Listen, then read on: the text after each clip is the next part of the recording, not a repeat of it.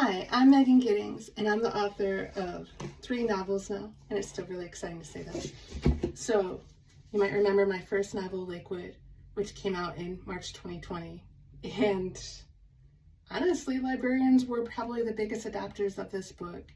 I don't know if I would have been able to write another book if so many libraries and so many librarians in those weeks during lockdown hadn't bought the book and recommended it to people, and also reached out to me. And so thank you if you're one of those people. I'm very grateful. And of the second novel, The Woman Could Fly, which came out in August 2022, you might remember it as a novel about a world much like our own, except for if you are a woman and you are not married by the time you're 30, you have to register as a witch or have a male family member take responsibility for you in some ways. And God, does this book feel even more relevant than when I wrote it about 4 years ago now. And I'm here to talk to you today, though, about my third novel. It's called Meet Me at the Crossroads, and it comes out June 3rd, 2025.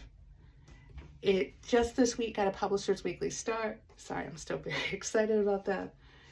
And so it takes place, and you can find this out in chapter 1, in a world where 7 beautiful but strange blue doors appear across the world. And they completely alter, in some ways, our, and I mean like humanity's, perception of reality and how it works. Because these doors, they open up to places that are clearly not on this earth.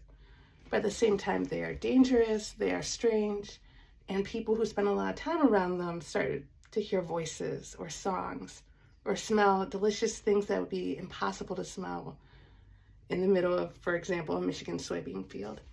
And while most people either dislike strangeness or weird things like that, the main character of the novel, Ayana, she's a young Black girl in the beginning of the book. And then she progresses in age throughout it. So in the middle, she's in college, and by the end, she's about 32, 33. I should know that.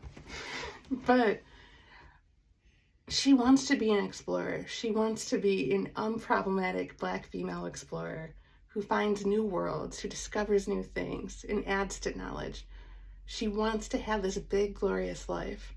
And she's encouraged by her father's faith. He belongs to a church that's around these doors.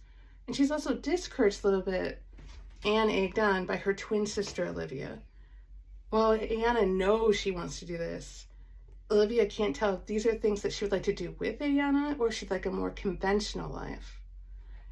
And this is a story about family, sisters, adventure, and it also forces a lot of the characters to ask, what does it mean to be a good person? How do you care for other people? How, when even things seem overwhelming and out of control and the universe is so strange and so hard, can we still stay connected to each other? Can we love one another? Anyway, thank you for thinking about my book.